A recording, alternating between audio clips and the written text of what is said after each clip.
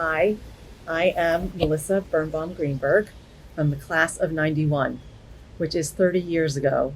I cannot believe it. But in those 30 years, I have been fortunate to have had a wonderful career at important civic, academic, and cultural institutions with visionary leaders whose goals were only realized by connecting philanthropists with common purpose.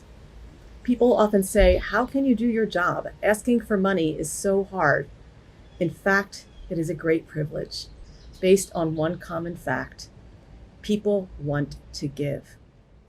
Whether at the Kimmel Center, which was an empty parking lot when I joined the fledgling 9-person staff in 1999, or Temple University, one of the largest academic institutions in Philadelphia, with 17 schools and colleges and 9 global campuses, my role is to build and promote philanthropy and connect those who want to make important change happen.